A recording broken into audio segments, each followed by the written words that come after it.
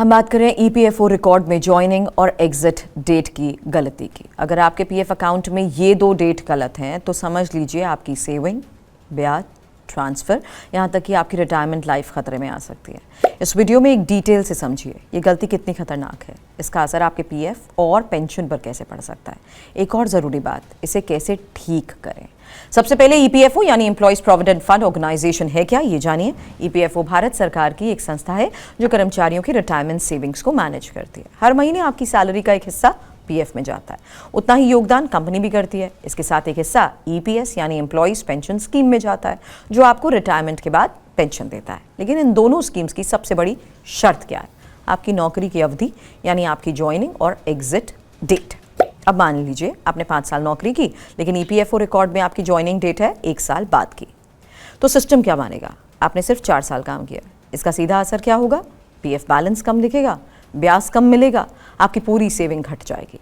अब ज़रा सोचिए अगर एग्जिट डेट गलत हो जाए तो क्या होगा? अगर एग्जिट डेट पहले डाल दी गई तो आपका अकाउंट इनएक्टिव मान लिया जाएगा, उस पर मिलने वाला ब्याज रुक सकता है। अब सबसे गंभीर असर की भी बात जानिए, वो है पेंशन। ईपीएस के तहत पेंशन पाने के लिए कम से कम 10 साल की नौकरी ज़रूरी होती है।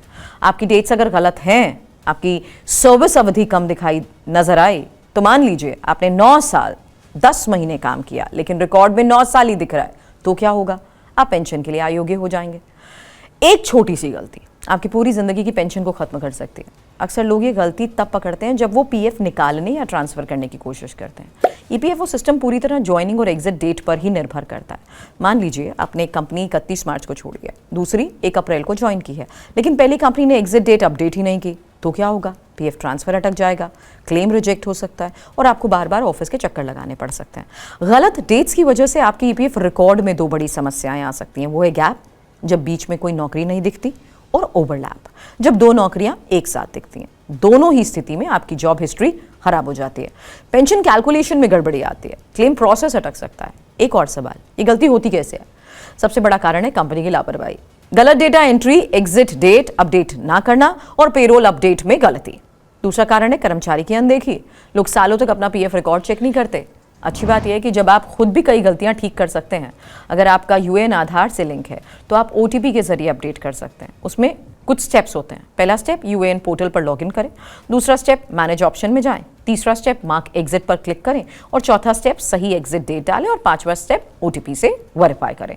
ज्वाइनिंग डेट के लिए कभी कभी कंपनी की मंजूरी जरूर होती है, लेकिन अगर आपको डेट सुधारनी है तो ये डॉक्यूमेंट तैयार रखें।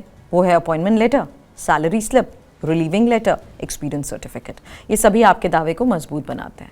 ईपीएफओ के नियम के मुताबिक नौकरी छोड़ने के 2 महीने बाद ही एग्जिट डेट अपडेट की जानी चाहिए। ईपीएफओ के नियम के मुताबिक नौकरी छोड़ने के 2 महीने बाद ही एग्जिट डेट अपडेट की जा सकती है और पीएफ क्लेम भी उसी के बाद प्रोसेस होता है।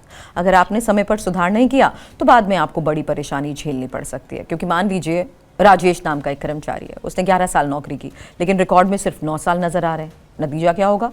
पेंशन नहीं मिली, पीएफ क्लेम में देरी और कई महीनों तक दफ्तरों के चक्कर लगाने पड़े। ईपीएफओ रिकॉर्ड को हल्के में लेना बहुत बड़ी गलती हो सकती है। छोटी सी डेट की गलती है, आपका भविष्य बिगड़ सकता है। इसलिए 6 महीने में अपना पीएफ रिकॉर्ड चेक करें, ज्वाइनिंग एग्जिट डेट जरूर वेरीफाई करें, गलती दिखे तो तुरंत सुधार करें। आपको ये जानकारी अगर वाकई उपयोगी लगी है तो वीडियो को करें शेयर और चैनल को करें सब्सक्राइब।